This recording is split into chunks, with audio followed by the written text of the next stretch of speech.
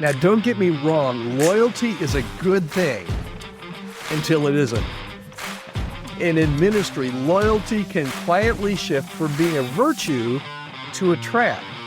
Here's what I mean. When leaders feel obligated to people who are no longer healthy or helpful or aligned, the entire team is going to pay the price. And today on the podcast, we're going to unpack what I call toxic loyalty and how to spot it, what it costs you, and what courageous loyalty really looks like. Hi there, my name is Todd Rhoades, one of the co-founders over at chemistrystaffing.com, and you're listening to the Healthy Church Staff Podcast. Loyalty is one of the most admired traits in ministry. But let's look at the dark side of loyalty. Yeah, there really is a dark side. What happens when it starts to rot culture instead of build it? We're going to talk about a hidden leadership issue that's hurting a lot of church teams, and that's toxic loyalty. It sneaks up and sneaks in very quietly, but it leaves a trail of burnout and stagnation and missed opportunities. So that's what we're going to talk about today. And let's talk, first of all, as I open up about this topic, about the line between healthy loyalty and toxic loyalty, okay? Healthy loyalty is based on shared mission and trust and mutual growth. Toxic loyalty, on the other hand, is loyalty to a person over the mission. When you start making excuses for somebody who's constantly underperforming, when you defend someone out of your history with them or out of obligation rather than the current value that they bring to the team, that, my friend, is toxic loyalty. And you might be in a toxic loyalty territory if any of those things that I just mentioned are really resonating with you. It's not disloyal to hold people accountable. Okay? Let me repeat that. I think that's really important because it goes against what we've always thought, right? It is not disloyal to hold people accountable. It's actually more loyal to the mission of the church, to them, and to the rest of the team when you do hold accountable.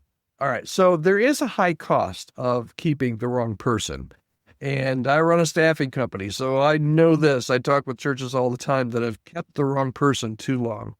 One toxic, loyal relationship can stall innovation, and it can demoralize your entire staff team. The truth is, others are watching you. They're watching how you lead, and they're watching what you tolerate.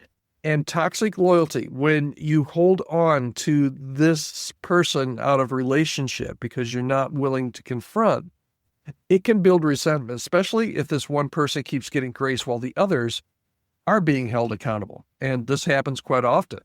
Eventually, people will leave, not because of one bad team member, but because you've kept them too long. All right, Todd, thanks. It's all butterflies and rainbows here today on the podcast.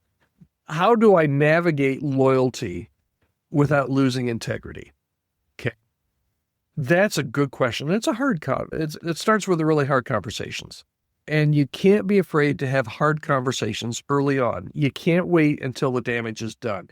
You really need to hop in there with conversation. And I know some of us are just so adverse to having hard conversations, but you need to have the hard conversations early and clarify the difference between honoring their history and tolerating any dysfunction that's currently on the table. Regular evaluations can bring some objectivity into really emotionally complex relationship. And the thing here to remember is that loyalty should never, ever become a blind spot. You can love somebody deeply and still recognize that they may no longer be the right fit for this season. I'm talking with somebody this afternoon who that is exactly the case. They're a great person. They're just not a good fit for where they have been. So they're looking at different options.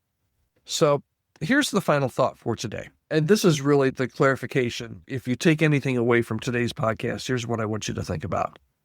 Don't confuse loyalty with avoidance, okay? Being loyal doesn't mean that you never have to make a tough call.